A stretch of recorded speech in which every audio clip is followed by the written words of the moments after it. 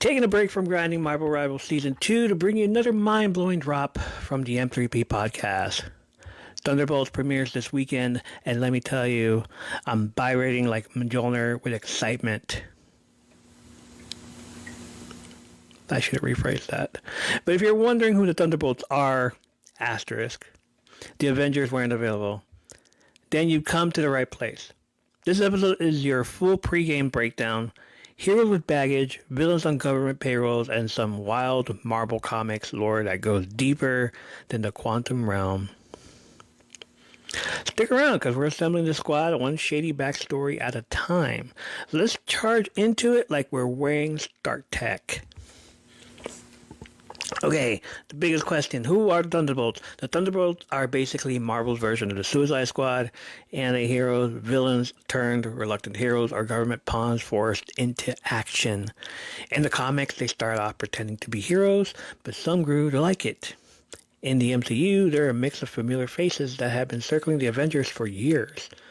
Fun fact, when the Thunderbolts debuted in 1997, readers didn't know they were actually the masters of evil in disguise, led by Baron Zemo. That twist blew comic readers' minds and set the tone of everything Thunderbolts related.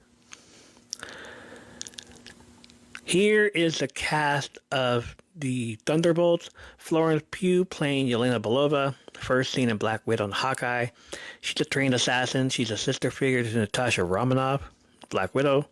Comic book tie-in, read Black Widow from 2016. And Tales of Suspense number 103 to 104. The MCU connection, Avengers via Natasha, Valentina Allegra de Fontaine's recruit. A difference in comic, Yelena is colder and a bit more villainous.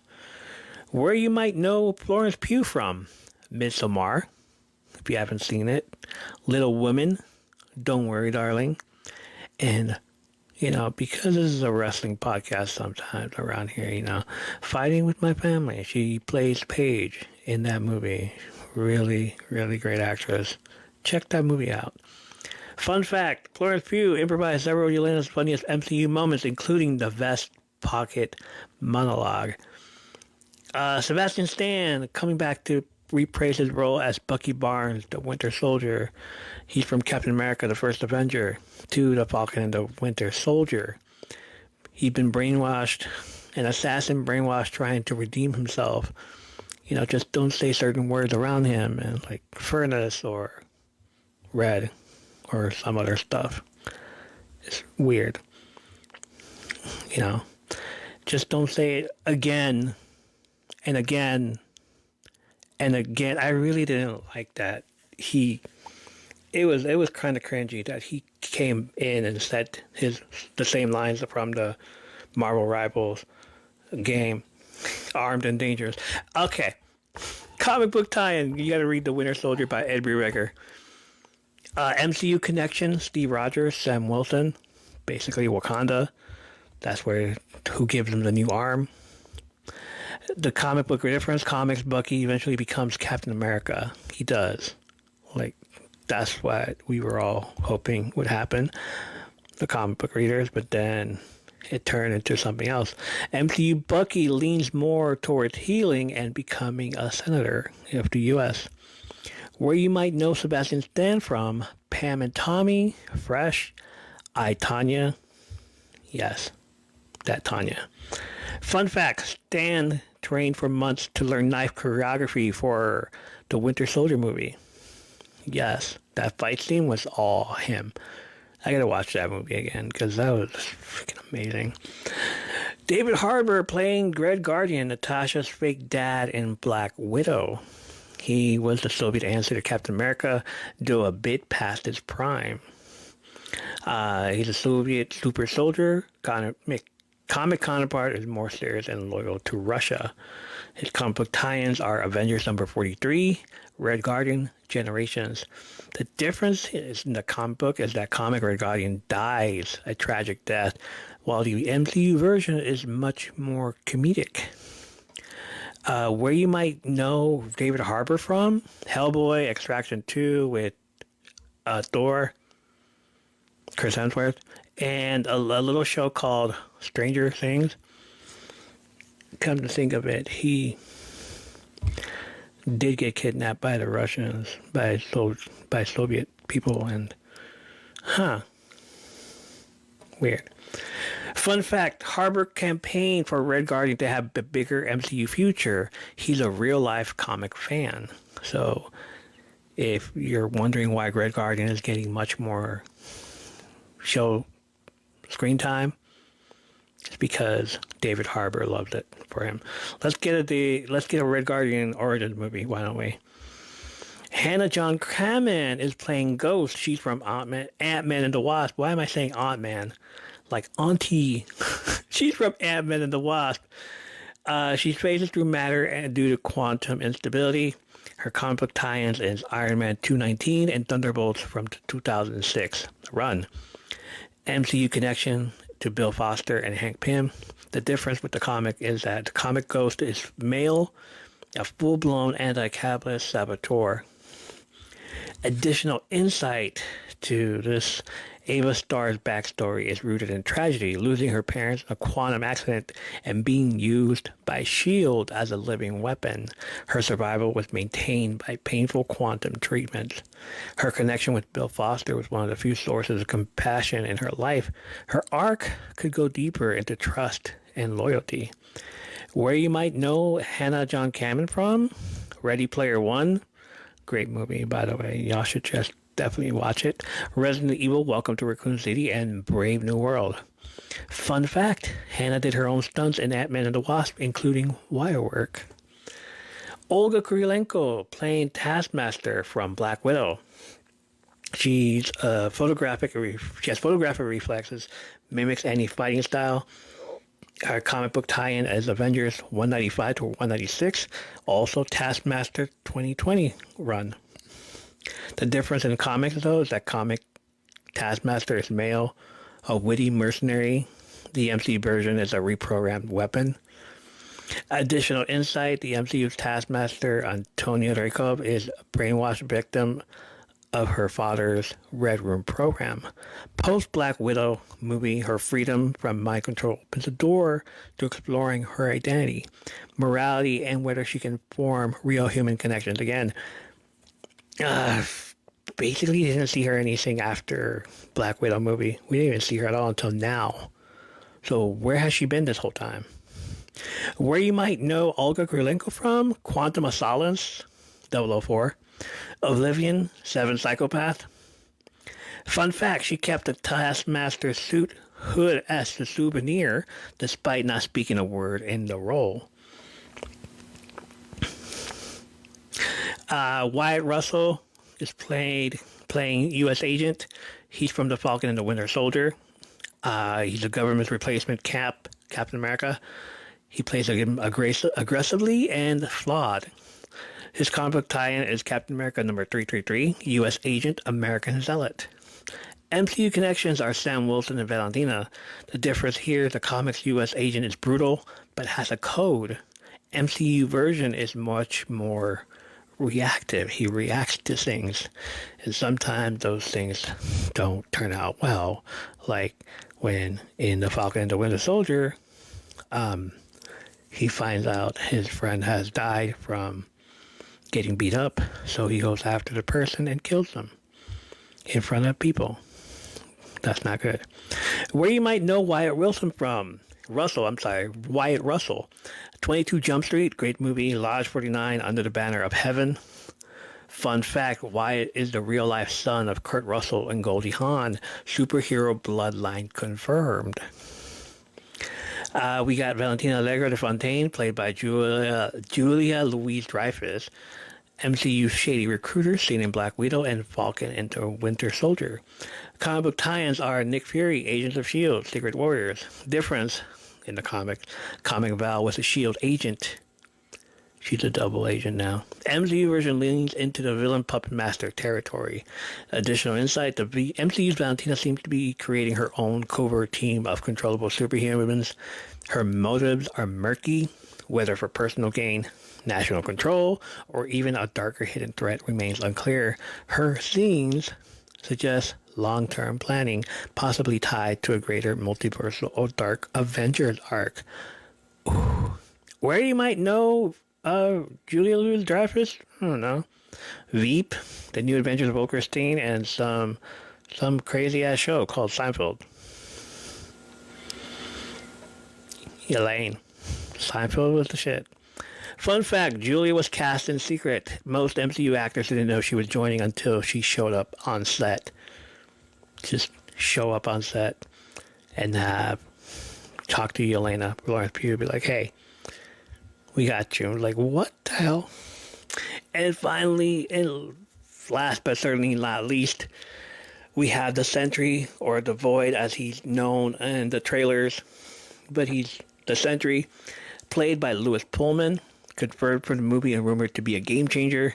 Backstory is Robert Reynolds gains the power of 1,000,000 exploding suns, but his dark half, the Void, lurks within him. Where you might know Lewis Pullman from, he starred in Top Gun Maverick, Outer Range, and Bad Times at the El Royale. A comic book tie-in are Sentry 2000, Dark Avenger 2009, and Siege 2010. Great books. Dark Avenger 2009, I own them all. Great storyline, great arc. Difference in the comics. Comic Sentry is mentally unstable, torn between savior and destroyer. The MCU may tweak his origin, but seems to preserve the internal conflict dynamic. The implication, if the Void emerges, this team might not survive. The Sentry is powerful enough to go toe-to-toe with Hulk, Thor, even wipe out entire cities. This isn't just a superhero gone bad, it's a multiversal threat in human form. His presence could signal a pivot to darker horror-fused Marvel tones, leading into Secret Wars.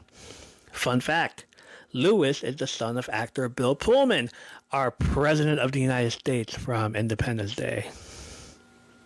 That guy. Before accepting the role, he showed his dad the script, who told him, there's a lot to do here. And trust me, I will do that July 4th speech on July 4th. Tonight, we will celebrate our Independence Day. Additional insight. Pullman said portraying Bob's inner struggle was harder than playing Sentry's godlike side. The duality is core to the film's psychological weight. Oh, yeah. His name is Robert, but they call him Bob. Portraying Bob Reynolds, a character grappling with immense power and inner turmoil, presented a unique challenge for Pullman. He found embodying Bob's vulnerabilities and imposter syndrome more demanding than portraying the godlike Sentry. Pullman remarked, I definitely relate to Bob with his imposter syndrome qualities. I think Bob really has a journey of believing in himself and believing that he is worth it. This comes from Superhero Hype, comicbookmovies.com. This introspective approach mirrors Pullman's own experience joining the MCU, where he felt the weight of responsibility to contribute meaningfully to the franchise. His nuanced performance aims to humanize a character often depicted as a near omnipotent being, adding depth to the narrative of Thunderbolts. Connections in the MCU. Most of these characters are broken people with government ties, trauma, or shady past. Valentina is the common thread. She's building a team in the shadows. The Thunderbolts don't trust each other, and that's the appeal.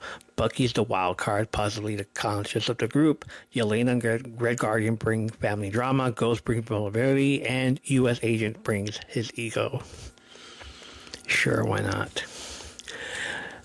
Here are the movies to watch before you watch this movie. All of these are on Disney Plus. Go ahead and watch them. Go ahead and binge on them. You don't have to watch the entire MCU timeline to watch any of these movies. To watch this movie. Start at Black Widow, where you get Yelena, Red Guardian, Taskmaster. Falcon and the Winter Soldier, you get U.S. Agent, Bucky, and Valentina. Ant-Man the Wasp, you get Ghost, Hawkeye, the TV series, you get Yelena's emotional arc towards the ending of the show. Towards the ending of the episode. Captain America, the Winter Soldier, Civil War, Infinity War, and Endgame, you get Bucky's legacy story arc. Especially the Winter Soldier, you find out where he's from. Captain America, the first movie, is where you meet Bucky. The Winter Soldier is where he gets mind controlled furnace, all these other words. Civil War is a big thing. He's the reason. And then Avengers Infinity War and Avengers Endgame, he's on them. So check those movies out and those shows. Comics versus movie comparisons. In the comic origins, Thunderbolts 1997 by Busiek and Bagley is a must-read. It's the Deception era with Baron Zemo leading the charge. There's Dark Avengers context. Norman Osborn turned the Thunderbolts into a villain-led Avengers knockoff. That run was called Dark Avengers 2009. It was amazing. Many, like, the knockoffs were a knockoff of Wolverine, a knockoff of Hulk. Venom, I think, was in it. So it's like a knockoff of Spider-Man. There were so many of them in there. It was just pure chaos and drama.